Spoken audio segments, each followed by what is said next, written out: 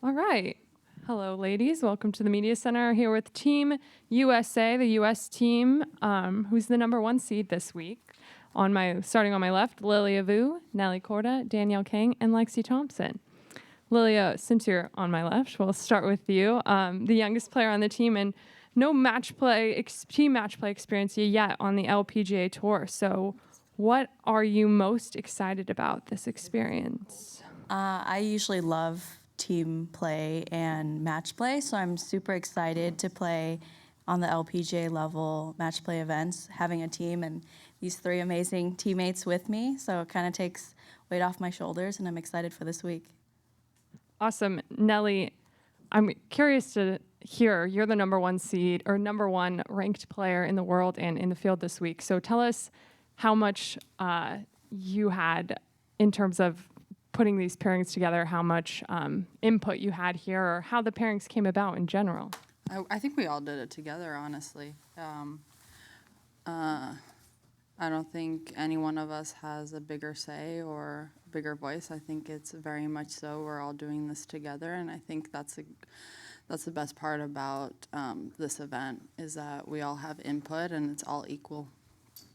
Will you give us a little insight on how you guys came up with the pairings that you did this week? For tomorrow, at least. I mean, how did we come up with it?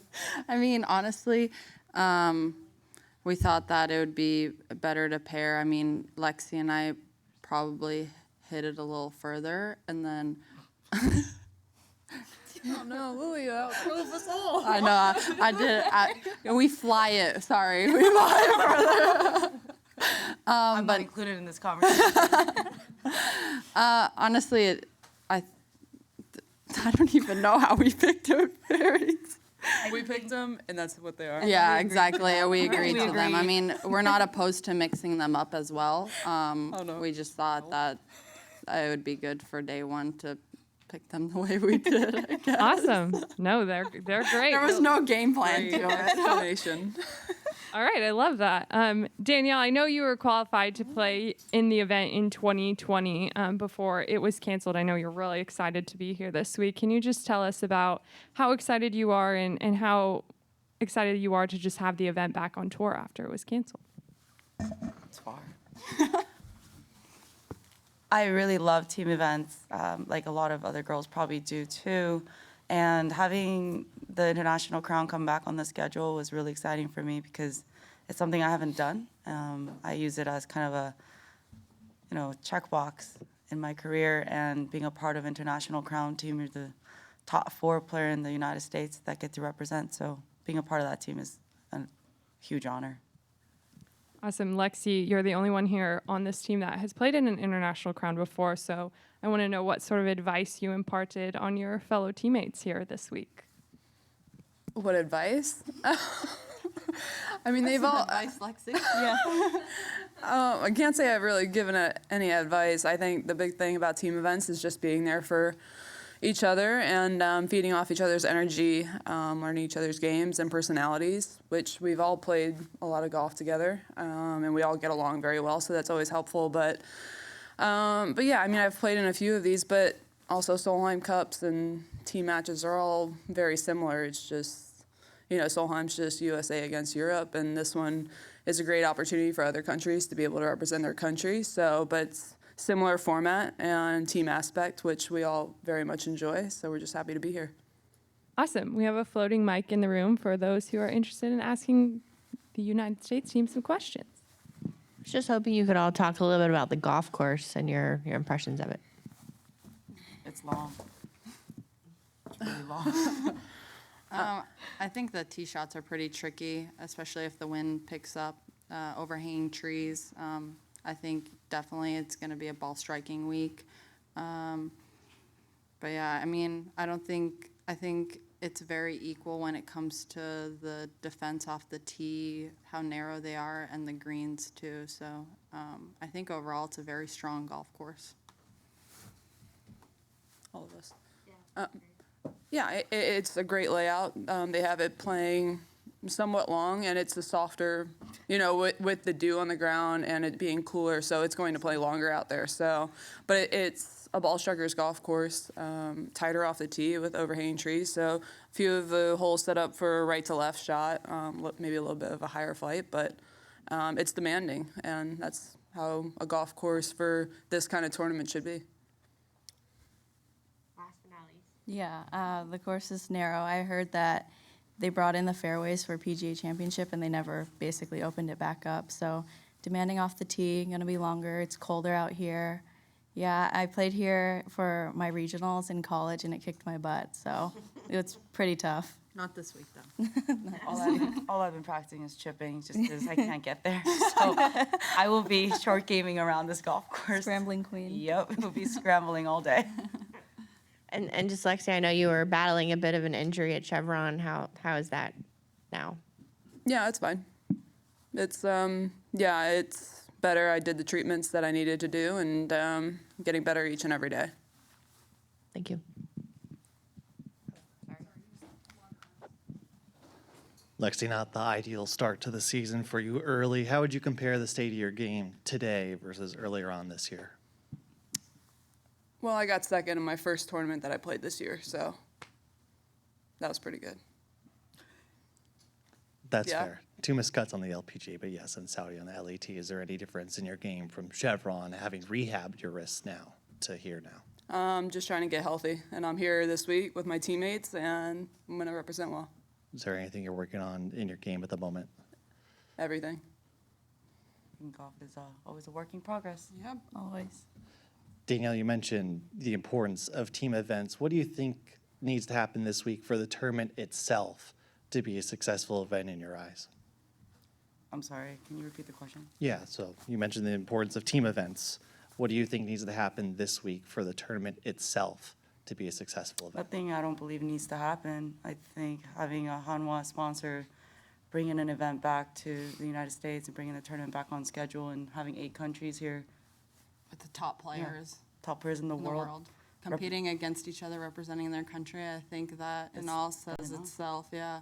I mean, let's say we're the number 1 seed, but we're playing on Thursday. We're playing China. That's the 8th seed. But if you look at the way that China has been performing recently, I mean, They're playing amazing. they're playing amazing. So not one match is going to be easy this week, and I think that's what's great about this event is that there are so many strong players in each one of those teams. It doesn't matter if you're 1 or 8. Every match is going to be tough. And it's match play, so it's a completely different ball game. One on the Zoom really fast. Steve has asked of Lexi, you're one of a handful of players who have played in all the crowns that we've had so far. From a player's perspective, how have you seen it change and evolve over the years? It was great the first year that we had it. I think every tournament that we have on this tour gets better and better. I think we improve on little things here and there, but the International Crown itself, I think just the sponsors itself just have great hospitality for us. They keep on improving on the event and make us feel very welcomed, whether it's through the dining, the volunteer staff, and just making everything so easy for us during the week. And that's, and they care. The sponsors here at UL International Crown and Hanwha, and it's just, it's amazing what they do. So it's great to just be part of it, and it's an honor to be able to represent our country. And I think they make the difference. The sponsors make the difference in the tournament. So we're just happy to be part of it. Nelly, most people think because you guys are number 1 that you're the favorites coming in. Do you feel that way? And if not, why not? I mean, I don't think we feel like favorites. I mean, we have the home game, right? We're in the U.S. We'll get the local support. But overall, as I said, I think, even we're playing China the first round. I mean, they've been playing amazing, right? So match play is just a different ball game. I mean, if you look at it, let's say I'm speaking of Solheim Cup, on paper, let's say the past couple of years, the U.S. has been stronger, but we've lost the last 2 times. So I would say just in general, match play versus stroke play, it doesn't matter. I mean, when you're out there competing, I think we're all equal because everyone on that team is strong. And from a team aspect, what do you feel like you outside of the fact that you have to score better than the other team, what do you think you have to do around this golf course this week to make you guys successful versus other weeks? Get the ball in the bottom of the cup. I mean, at the end of the day, I feel like the energy that we have as a team, it has been really good. And as Lexi said, we're going to feed off of each other, stay positive, and have fun. I mean, this is such a great opportunity. We get to represent our country. We're playing in San Francisco at a really amazing golf course, Harding Park. And I think at the end of the day, the people that enjoy themselves the most, have a great bond, and play some good golf are the ones that are going to win. And Lexi, since you've played in this, you're the only one that's played this before, are the pressures different here than a Solheim Cup? I don't know about different in any way. We're representing our country. We want to represent well. You know, golf is such an individual sport. We don't get the opportunity to be alongside a teammate and a partner, so we don't get the opportunity. I mean, I can only speak for myself on that matter, the pressures and everything. There might be a lot more people at Solheim Cups watching, but hopefully we get big crowds out here supporting us as well. But we want to do our best every time we tee it up, but especially when we're representing our country and having a partner by our side, we want to do our best. And I don't know if there's more pressure than a Solheim Cup or different wise, but you know, there's a little extra added, I guess. But you also have in teams, like the team sport, or not team sports, but in the team aspect of these competitions, you have people that you can lean on Yeah, as well. exactly. So that's what makes it so great. It's not just on you. Yeah. Hey, I got a couple. First for Danielle. I know you grew up in Southern California, but you were born here in San Francisco. Is there any sentimental value to playing here in your hometown at Harding Park? And do you have any memories growing up playing this course? I didn't play here growing up because I didn't start golf until I was about 13 years old. But I have really good memories in San Francisco. I used to visit up here at least every year, even when I moved to Southern California. But it just feels like home whenever I come into town. I can walk around the city without maps, and I know where to go, and kind of like that cold breeze and air. And I already know it's going to be a lot of 5-irons, 4-irons, and 5-woods for me into the greens, but I don't think it's any different for me than regular LPGA golf course. So just gonna rely on, you know, it's the team aspect, and, you know, ensure Lexi that I'm gonna be on the green and make pars, and so that, you know, your teammates could attack a pin if they want, and when they have wedges versus me having a 4-iron, you know, kind of thing. So Still make it'll those be A clutch little balls. extreme. Anyway,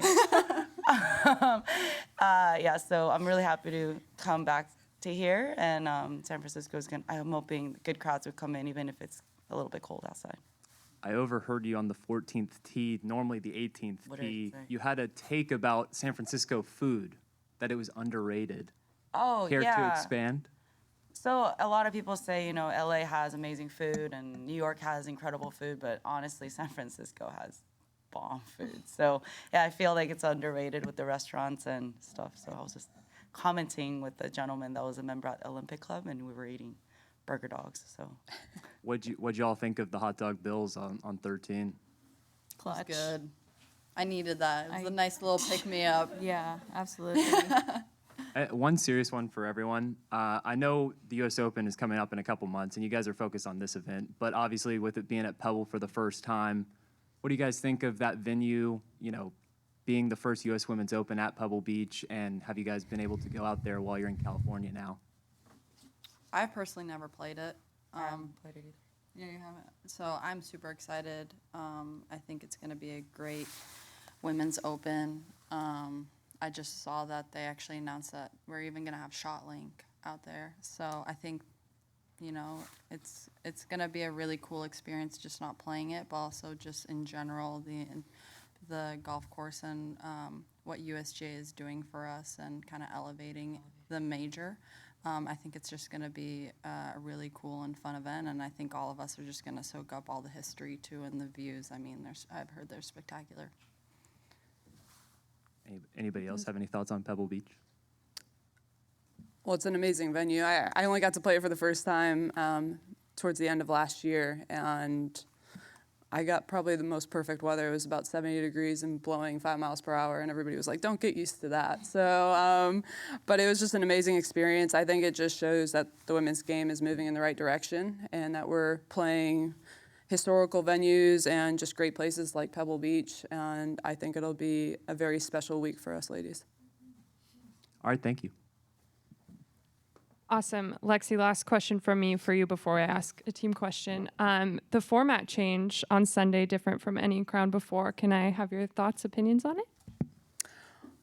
I was trying to figure it out for a little bit. I think we were all trying to get used to the change and figuring it out over the emails that we got. But yeah, I think it's good. I think it's a good little change, and you know, we'll see how it works out Sunday and see the feedback that we get on it. But you know, with the first 3 days being best ball, we'll feed off that and go into that last day and hope for the best and take it from there. Awesome. Thank you. Last question for each of you. Want to ask about the numbers on your back and why you chose each of your numbers. Lilia, go ahead. No particular reason. I don't know. I just felt like 13 is my lucky number. I was actually trying to get 222, but only 2 numbers. And Nellie told me she was trying to get 13, but I took it first, so she settled with 28. I mean, I was between 3 numbers, but 20 is the day I was born, so pretty easy. I have a long history on number 17. It's just my favorite number. Yeah, it's a long history. I picked 22. It's kind of a family number. It's my mom's first husband that had passed. It was his favorite number, and it kind of just follows my family everywhere and kind of see it. So it's definitely special and close to our hearts. Awesome. Well, thank you, ladies. Good luck this week. Thank you.